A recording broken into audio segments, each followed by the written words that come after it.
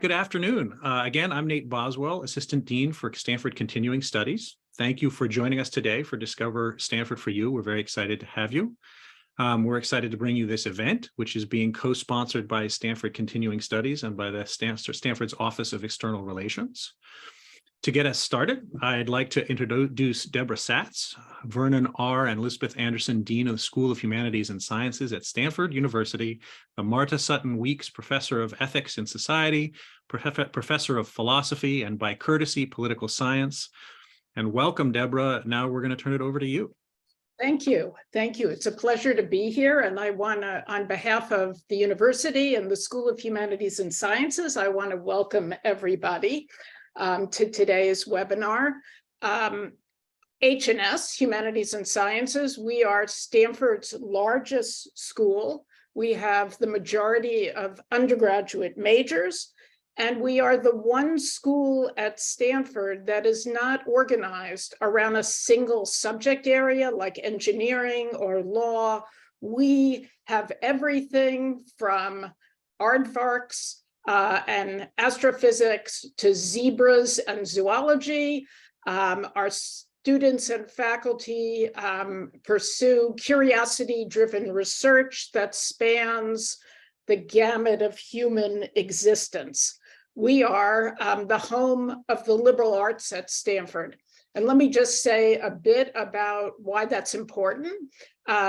Liberal arts is a term that often confuses people. It's not that it's necessarily that we're liberals or that we're in the arts.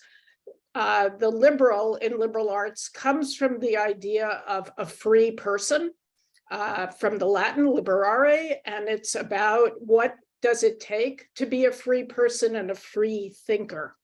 And arts here includes physics and social science, as well as music and philosophy. Why is this important? Well, this idea of a free person and free inquiry is one of humanity's oldest ideas, an idea that humanity has struggled to achieve over many, many centuries. The university is actually the longest existing institution in human history. It goes back in China to the Zhou dynasty. It goes back in Greece to Plato's Academy. We have had universities for thousands and thousands of years. And why is that? Well, the university is special. There's something very different about this institution. It's devoted to free inquiry and the production and dissemination of knowledge. There's no short-term bottom line we have to fulfill. There are no short-term interests we have to satisfy. There's no short-term payoff that we're looking for. We find things that are valuable as well as things that are speculative and speak to dreamers. So what role does a school like the Humanities and Science play? Well, there are really three roles. We contribute to the well-being and advancement of society. We seed innovation and economic development, and we enhance human health. And two examples are recent Nobel laureate Carolyn Bertozzi invented a field called orthogonal chemistry. And that field is contributing right now to the development of cancer research and remedies for cancer. Al Roth, another Nobel laureate of ours in economics, developed a matching algorithm that allows kidney markets, kidney matching exchanges to actually have 80 to 100 people in a chain and efficiently changing kidneys so that the kidneys are matched. That's one role we play. A second role we play is creating citizens. We advance knowledge and understanding about how to live together. Something humanity, again, has struggled to do for thousands of years, not millions. Jennifer Eberhardt, her work on police forces combating racial bias, or Rob Willer's work on what kinds of interventions can reduce political polarization, are work that speaks to this role of creating citizens and contributing to democratic ideals. And last, our third role, and this will get us closer to today, and this is a role that's often overlooked and undervalued, is that liberal arts education helps us cultivate our humanity. Our literature professor Blakey Vermeulen has argued that the reason we read literature is because it actually changes our own cognition and the way that we think by identifying with literary characters that maybe we've never met before. Emmanuel Lugli looks at how measurement in the medieval world, in the affected notions of what we consider the same and what we consider different. The old Sesame Street, when are these things like each other? This is right. There's a whole fascinating history that has contributed to our thinking about this. So we make contributions for these three purposes, not only in our research, but in our teaching. And I'm going to turn it over in a moment to Gabriela Safran, but I wanted to just mention two initiatives that have come out of the long-range planning of the university and have to do with how the university is thinking about itself that relate to today's program. One is the Stanford Impact Labs, which innovates on a new way of doing social science research in collaboration with partners in the world, to learn from those partners in the world, to create knowledge, and also to span the gap from social science research so it doesn't just stay in journals, but it actually makes its way to the world to improve and solve pressing social problems. So that's an initiative that is very much in line with today's webinar, and also with the school's ambitions. And the second initiative I wanted to talk about is our Humanities initiative, which has a lot of exciting components that Gabriela Safran will be talking about in a moment. But I want to call out what's called we call the public humanities, taking the ideas of the humanities and bringing them to a public audience, a wide audience, not just to our own campus community, but beyond the walls of Stanford. And this is something I'm very committed to. 25 years ago, I started a program where Stanford faculty teach humanities courses to women who've just been released from prison.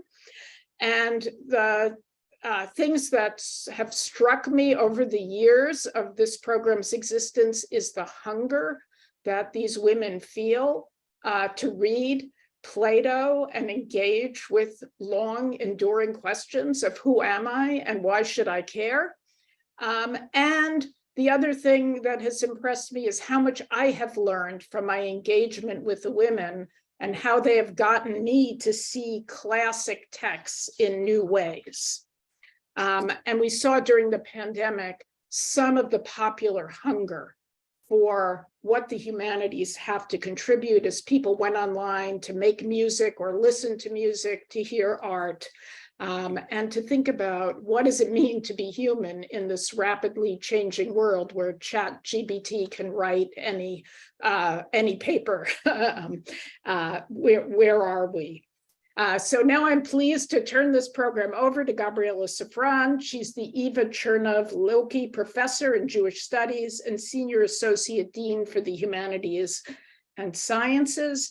And in addition to leading our Humanities and Arts area, she's the author of a new monograph on recording Russia, trying to listen to the 19th century. So Gabriela.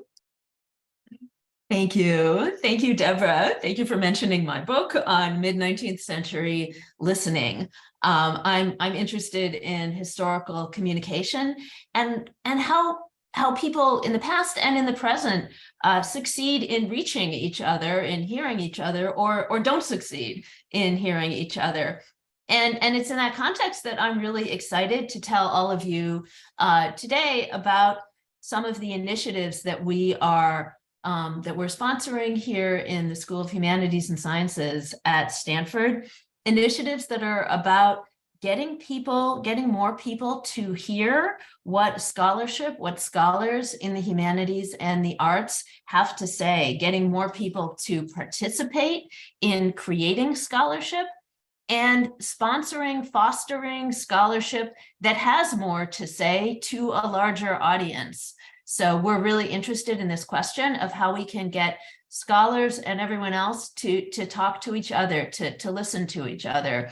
Some of the initiatives that we're undertaking are about undergraduates. So our faculty are leading and teaching in a new program we have for first-year students, the college program, which involves getting students to encounter these big, important texts, classic texts, and to think about them together. And they're learning from the text, and they're also learning from each other, and they're learning how to engage in dialogue with people that they disagree with, which is an important and not easy skill that we really want to foster.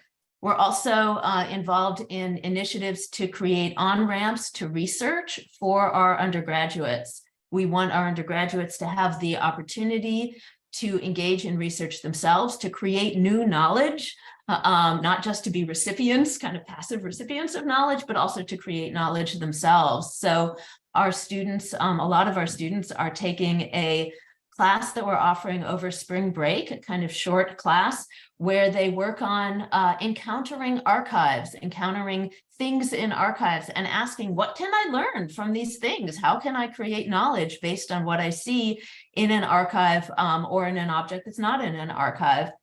So they take these classes and then they apply for grants to do research over the summer or the following quarter. I personally happen to advise a student who took that spring break class in his first year and then applied for funding and went on Stanford's Berlin program last quarter, where he did a research project funded by this, this initiative of ours. It was a research project about plants in Jewish cemeteries in Berlin and elsewhere in Eastern Europe.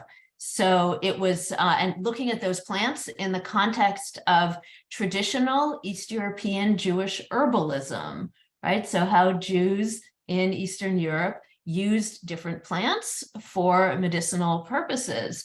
The student was interested in the ways that the built environment and informal urban agricultural practices can reveal histories that have been effaced, right? Memories can be preserved in places where we do not expect to find them.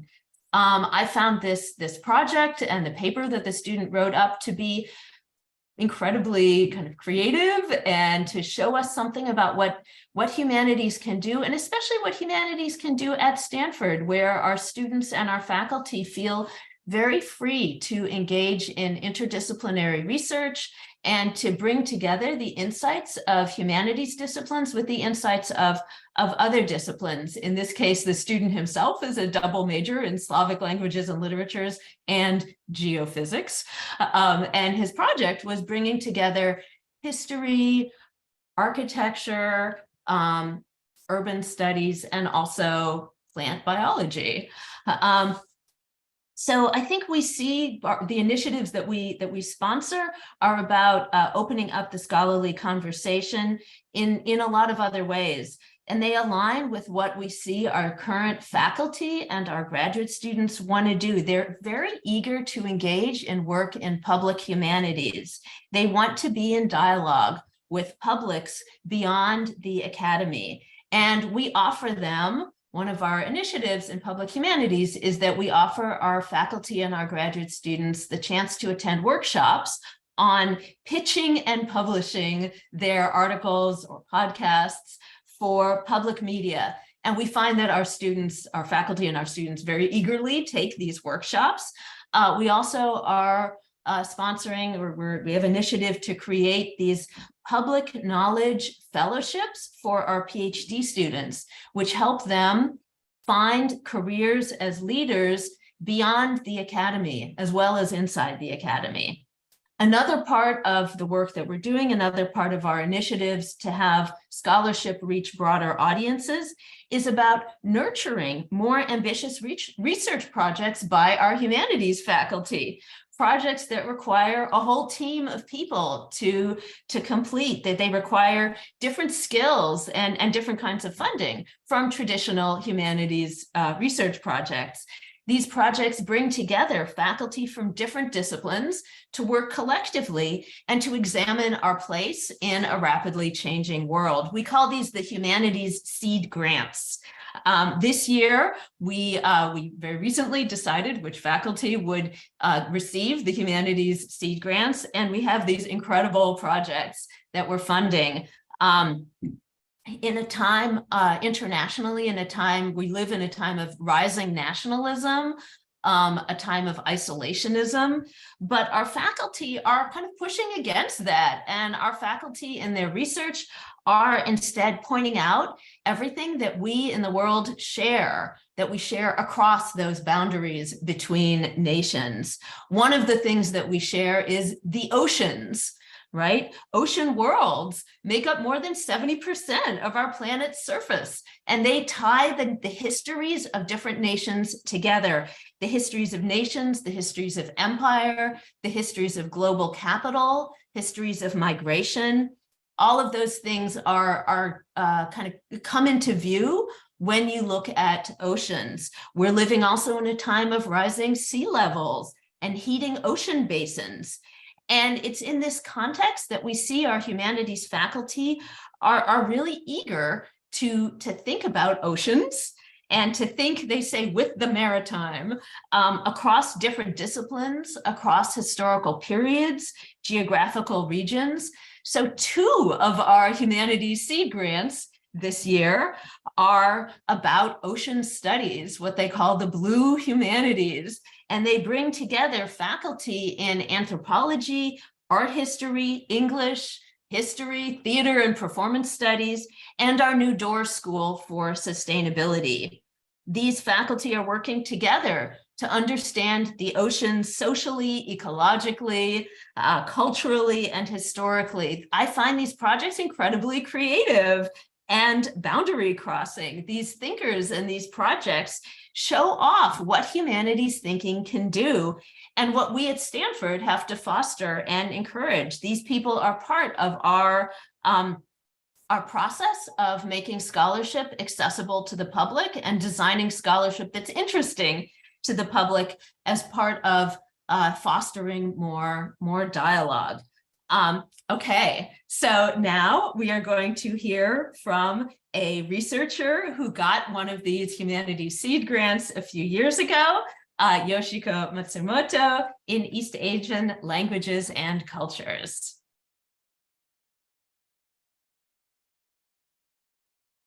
Hello. Thank you very much for inviting me for this forum. And so I'm just talking now in terms of what I'm doing. And should I say what I do first? Okay. So I'm in East Asian languages and cultures, but my training was in linguistics, and I'm so interested in languages and communication.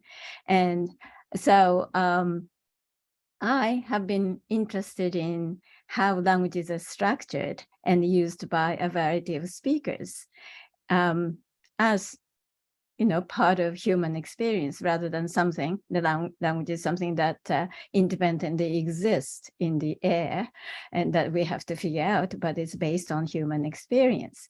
And so I can see, we could see a variety of things, and who will use what and when, that kind of things. But because of that, I think one of the research interests I have had was about or has been about the intersection of languages and the life stage of the speakers.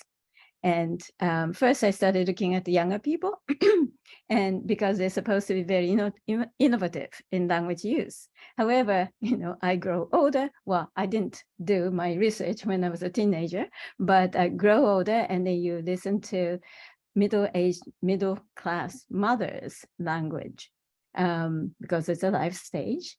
And those are the people who are supposed to keep the normative language use. They are they're the people who use the normative language. But when you listen to their conversations, it's not true. It's very complex. They can use sort of the language they may have used when they were young, or their children's language, or their also their middle-aged mother's language. And so that was interesting discovery, because everybody, well, at least in my trade, sort of assumed that mothers speak a good language. And then so I began to think, okay, so how about what happens to the discourse of older people, growing older? And so you find a very complex sort of styles and topics that they bring in. Unlike, excuse me, unlike what people think. Old people are just thinking about sad things or terrible things. And in fact, I got to know a study, a seminal study done in Wales, 1991, that 20 middle-aged, well, 30, 40-year-old women and 70 people in the 70s came together and had conversations for 10 minutes, and they tried to find out who they are. And whenever the older people are involved in the conversation, they found what they called painful self-disclosure. They say, oh, I don't have much money, my arms hurt, and then my that the husband died, and all sorts of sad stories, also painful self-disclosures. But when I thought of what I overheard, the conversations in Japan, older people. So I grew up in Japan until I came here for graduate school. When I was listening to older women's conversations in Japan, I didn't get that impression. They seem to be very happy for whatever reason when they're having conversations. And so I decided to listen into those regular conversations of older women. And what happens is that when there are older women in the conversation, younger people so-called over-accommodate the conversation. So they think, okay, I'm trying to find out who these older people are. So I have to say, how are you feeling? Are you doing okay? Do you have any problems? So those are the questions that the younger people ask to older people. So that in the end, you'll be talking about such sort of older people imaged things. But if they're by themselves, not being asked such a question, they can talk about interesting things, even when they're talking about husband's death and all that. They show their resilience, and then you can have some humor too. And so I was interested in showing how resilient, how quote unquote normal older people may be, unlike what people assumed. And then I began to also realize those people who I recorded also grew older and have some issues coming up, that is cognitively or physically. And at that same time, around that time, I saw a wonderful documentary film called You Are Looking at Me Like I Live Here and I Don't. And this was a documentary film of a memory care unit in California. And then there are conversations, natural conversations among the residents there. And you would think that these people have Alzheimer's and other issues. But then when you look at them, when you listen to them, although many people think that those people who might have some cognitive conditions have communication breakdowns. Certainly, I mean, they can't communicate, they can't say anything, they can't express what they feel. But interestingly, they do communicate, they understand one another. And with the care workers too, they have fun conversations, sometimes hostile conversations, sometimes very romantic conversations. And so they do have such communication going on. And who can't communicate with them are people who do not have that condition, like people without Alzheimer's. We don't know their grammar. Well, we don't know how we can communicate, we meaning, I don't like the use of we and they, but then meaning that the people don't have that symptoms and don't live there, can't quite communicate in the way that they can communicate. So it is sort of, in a sense, our quote unquote fault that we may not be able to understand. And so I was thinking the reason why that is that people who don't have Alzheimer's or some conditions will bring in our rules and then put that rule in front of them. And then if other people can't do that, they say they can't do this. It's almost like foreign language in a sense. We try to talk to somebody who speaks, let's say, Russian, right? And then say that, oh, these Russians can't really say anything. They say weird things, or Japanese say weird things, because English speakers bring in English speakers sort of standard to understand how they speak. And so I was feeling that we got to do something about this. We have to try to understand how people would communicate. And around that time, I was feeling that also, I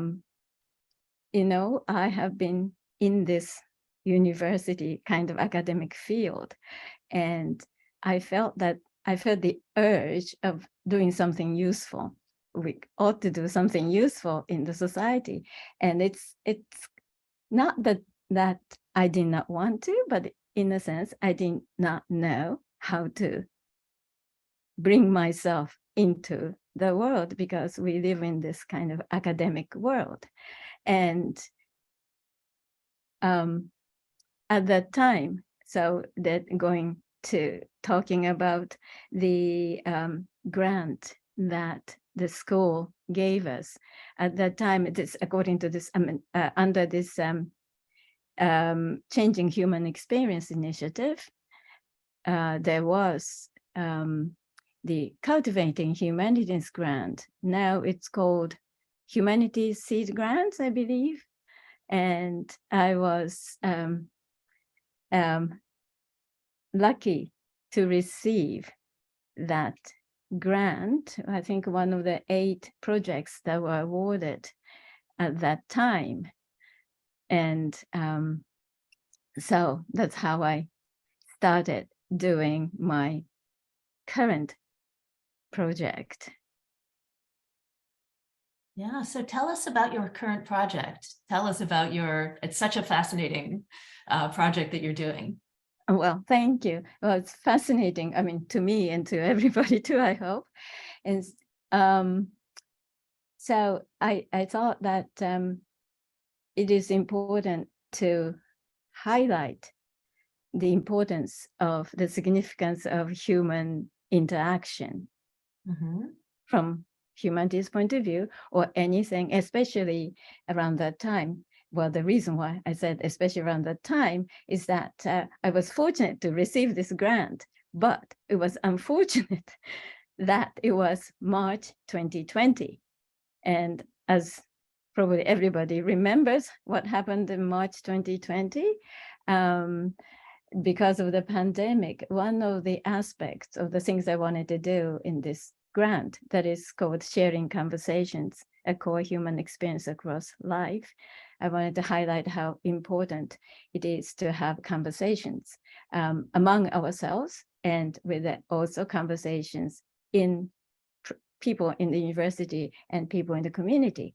And I wanted to, one of the things I was going to do, looking into older people's conversations, I shouldn't say just older people, but the people conversations in Japan was, I was going to learn something from how people have been integrating different kinds of people, the people who are in different cognitive condition into society, because as you know, Japan is a super aged society. Almost 30% of the population are over 65.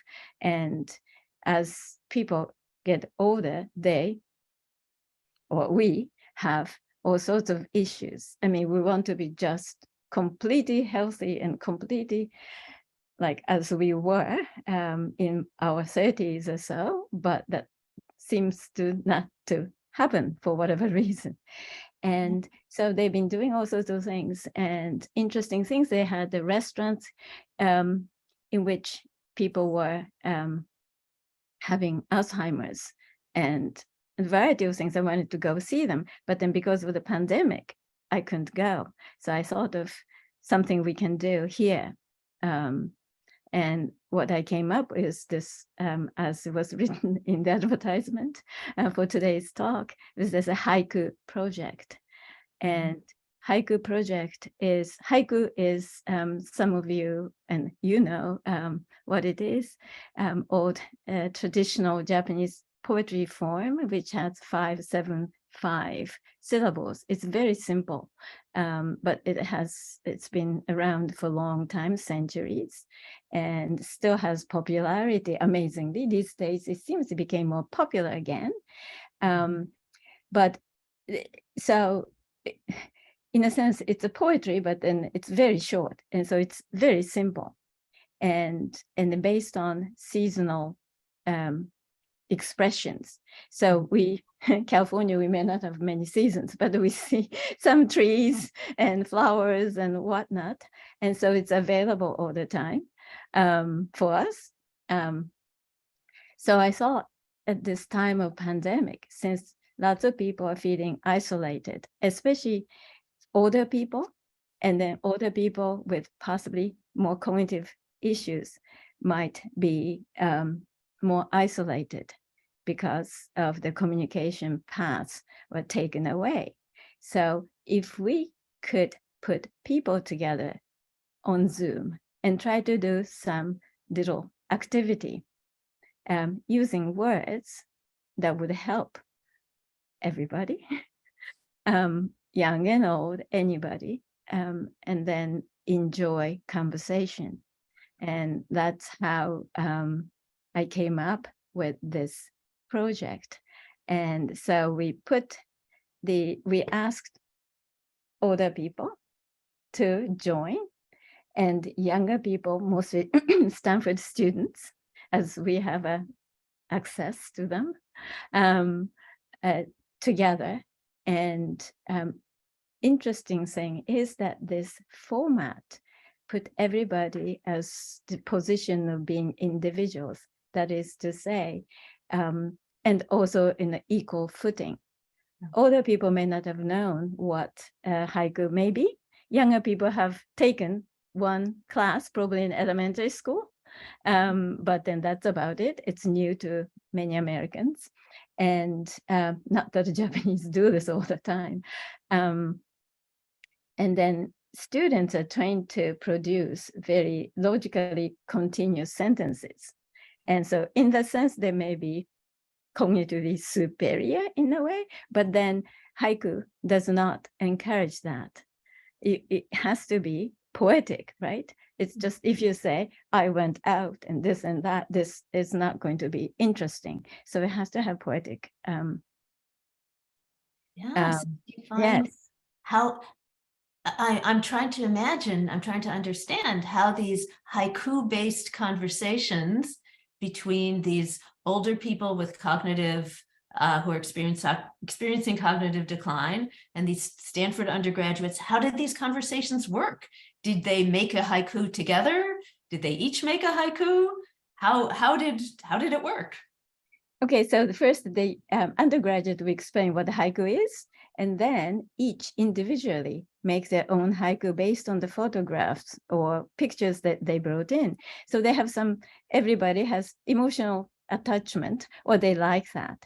And then so they make haiku by themselves, everybody, and then they talk. So in pair, they talk about what they did or what they felt. And when they're talking about their haiku that they made, they begin to usually start talking about their lives. I did this, or interestingly, they say, I am a, engineer. I am a general. I mean, they're retired, but then from that sort of everyday identity they had, they can talk about, and younger people pitch in their experience, and older people will talk about what they can tell about what younger people did. And so this is sort of mutual, what I say, mutual inclusion, rather than one side is helping other. So younger people tend to take possibly the position of helpers to create one, but rather than doing that kind of pre-assigned roles, they're all equal human beings trying to do some art, and everybody has some feeling of trepidation in a sense, new context, new thing. But amazing thing, I guess, is that they can do this. Younger people can talk to older people, and older people who might have had some cognitive issues make wonderful haiku and can talk about that. And so we have interviews after haiku, and then they express their enjoyment that they thought they couldn't do this, but then they're so proud that they had a good time. Oh, that's so interesting. So I have I see some questions here in the Q&A. Okay. And I want to ask one of them, which I think has an interesting answer. I mean, they all have interesting answers, but one attendee is asking, can you share more about who you're partnering with in the local community? And I want to just say, I as someone who's been watching Stanford students and faculty have to quickly pivot their research projects because of the pandemic, I think of your pivot of your research project as really a model example of what's possible. So currently, we are doing in-person sessions too, because we can, and that members from Peninsula Volunteers, Inc., Adult Day Services, excuse me, at Rosner House in Menlo Park, has been our major partner in this endeavor. And we are having wonderful relationship, which we would like to continue. And at the beginning, we also had participants from Rose Kleiner Center of Avenidas, and also large number. Many sessions were done on Zoom with Belmont Village Senior Living in Sunnyvale. And so we had very close contact with them too, and we're hoping to be able to establish more connections with them. And also there is a place in Emeryville. It's a bit far from where we are, but there's a Japanese American focused center called J-SEI, SEI, and we did one session with them too. So these are the local partners that we have had. And if we would like to, my team would like to spread this in the community more. And so some of you who are listening to us are interested in doing this. If you can go to my faculty profile, and then there's a link to Haiku Project, and that will lead you to how to join us. And so please do go there and find a connection with us. That would be wonderful. Yeah, oh, this is great. So you've actually answered another of the questions that one of our listeners asked. Someone wrote, where can we find a fuller report on the Haiku project? So yeah, so everybody go to Yoshiko Matsumoto's page at Stanford, and you will see a report on what Professor Yoshiko Matsumoto is doing, but also so much more information about how you can be involved. And this relates to another question that one of our attendees asked here. Someone wrote, how can we normalize these kinds of intergenerational conversations to enrich our humanity? So yeah, do you think that do you think that through these kinds of haiku conversations, haiku-based or haiku-inspired intergenerational conversations, other kinds of conversations could also occur? Are there ways this can be normalized? Yes, I mean, so what we find here is, as I said, mutual inclusion in a sense. What we find in this activity is applicable to almost any interaction we have, intergenerational or even not. And so what's important here is that we are respecting one another, each other as an individual human being, rather than, you know, you're old, you're this, you're whatever. And sort of trusting each other, and rather than thinking that, you know, oh, you don't speak the language, or you don't do this, or you don't run fast, whatever that may be. But I think what we're finding here is that regardless of whatever a person may look like or whatever, we are finding it's important that successful communication happens when people try to do something together, but putting individuals' effort into it, and not sort of being influenced by preconceived idea, especially negative ideas. And I think that's important in any conversation, any activities that we would have as human being. And the process seems to be very important. Yeah, that's wonderful. So I see there's some more comments here in the Q&A. Someone wrote from Belmont Village, Sunnyvale, to say, we are looking forward to continuing our collaboration. Oh, great. Our residents have enjoyed it and will continue to enjoy it. So you're getting a shout out from one of your community partners, which is wonderful. I also see a question from somebody who says, I clicked on the link you provided for the bios, but I don't see a link. Can you provide Professor Matsumoto's page? So I think not I, but the people running this will provide a link, so that I think the people in this audience are going to really follow up on this. And someone says, can I do this online? So she'll look and see. I have a question which is maybe a little more technical. As a literature scholar, I'm really fascinated by the idea that haiku in specific has this effect of creating an effective environment for intergenerational conversation. And I'm wondering, what is it about haiku? Could it also be, you know, I don't know, ballads or rock songs or I don't know, epic poetry? Why haiku? Yes, I mean, it's interesting, isn't it? I mean, haiku again is that it's short, and also quotidian.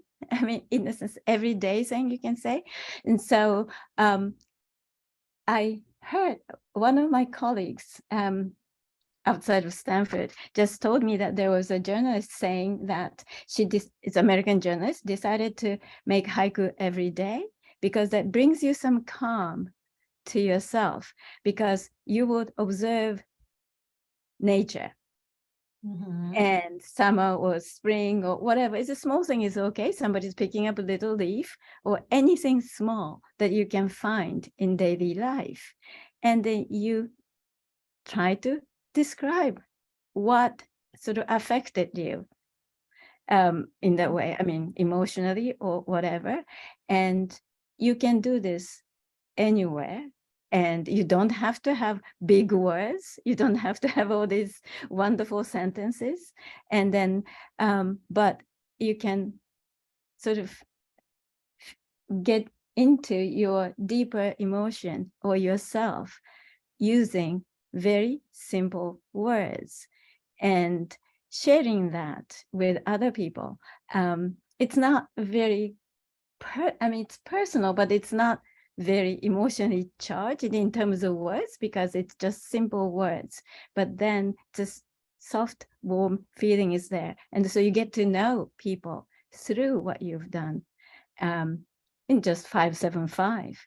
And can be done quickly. You just walk out and then jot down something. And it doesn't have to be beautiful in a sense. And famous poets also had this very simple words, very simple thought, but that would sort of evoke important part of yourself. And you can talk about that with people.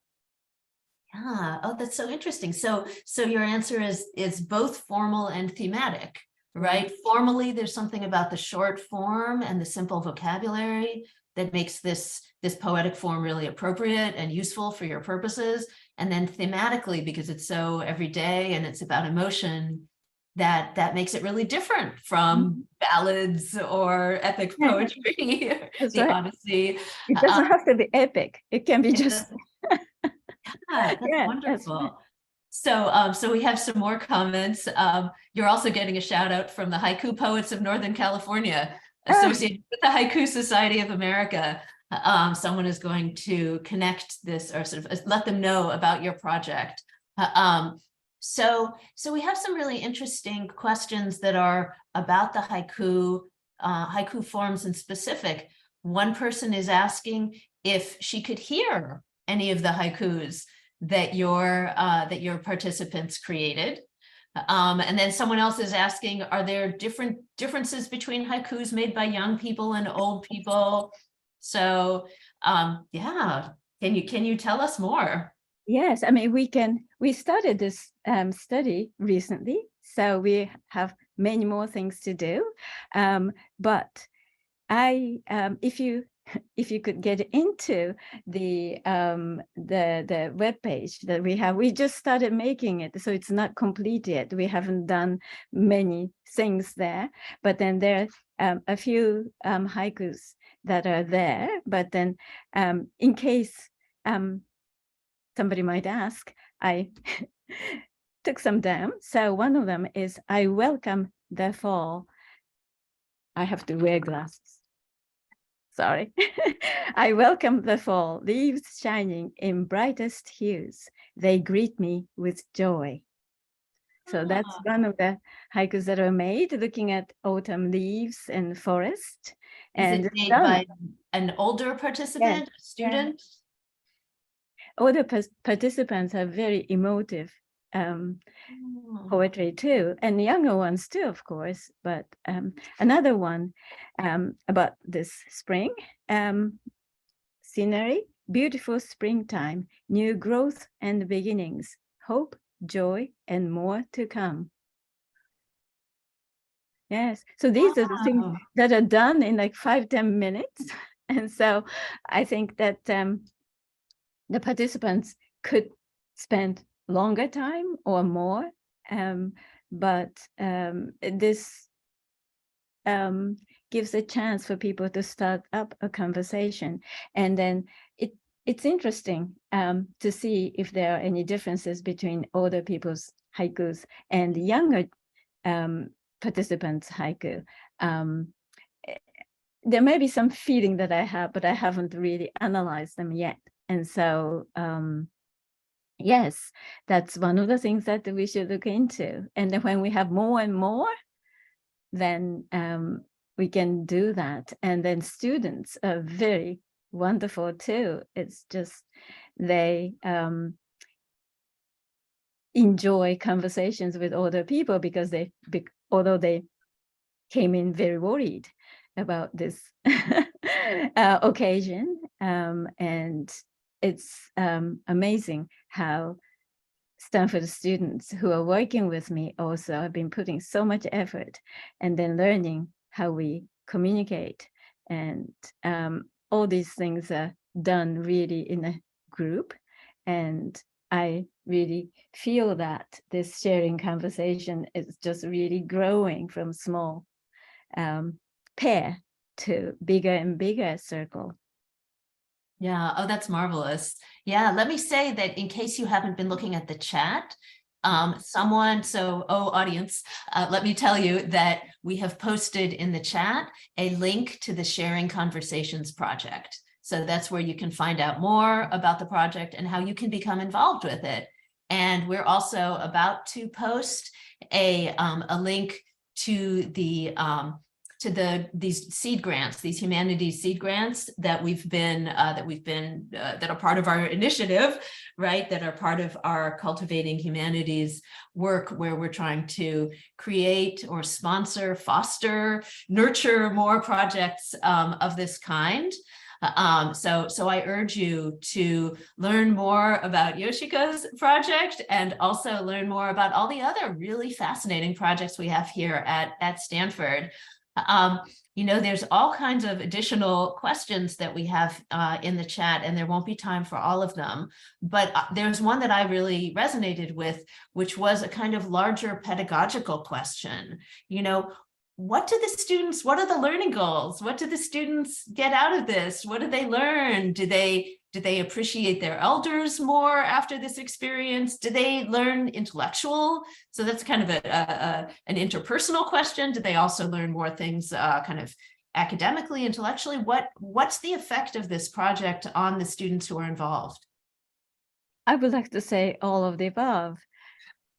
Yes, I mean, the project members, for example, have started off without much idea about what we are going to do because, well, it started, but then they have learned a lot about haiku, intergenerational communication, how you treat people, how we set up all these things, how we can get to the community, how we can be helpful. And all these students are from quite different background. And there's a scientist, there's a psychology major, literature people, the political science, variety of people coming to help without much knowledge, but really growing to be a wonderful researcher and then leaders of the society, I would think. And so the future is bright. And I would say. Excellent. That's wonderful. There's one last question, but I think I know the answer. Would you take non-students to participate in your project? Yes, I would. Excellent. So I think we're drawing to an end here, but I just want to say this has been so fascinating. Thank you, Yoshiko, for doing this project and for speaking with me about it. And I also want to thank our audience for their engaged questions. And I think you're going to have a lot more volunteers. And I hope that you enjoy watching your project and its effect grow. I think it's a really inspiring and wonderful piece of scholarship. So well, thank you very much. Thank you very much for listening to me and about my project. We are happy to listen to you. Thank you.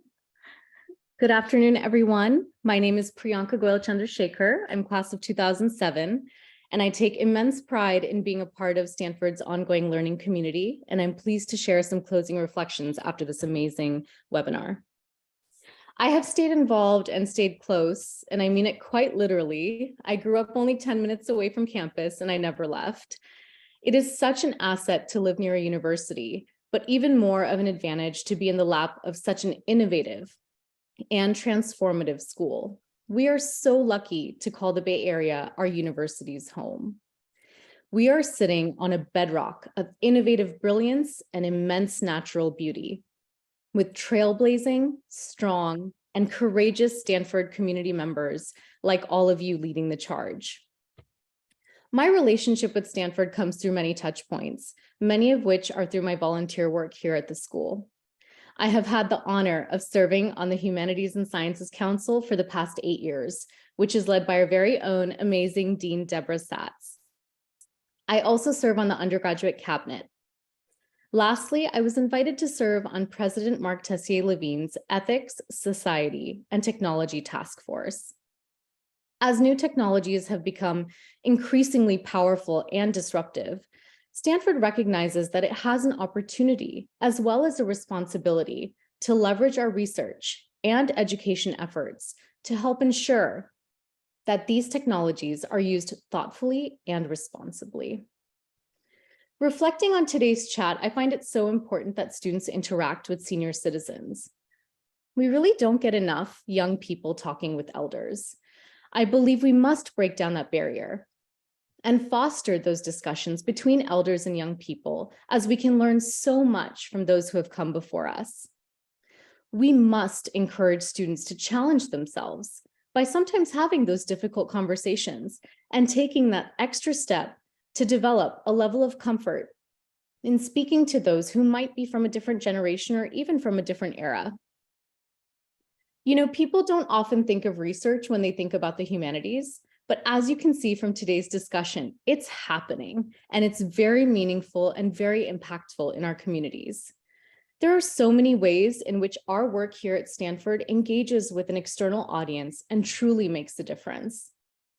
And it is here in the humanities that this breathtaking work is happening on the human experience.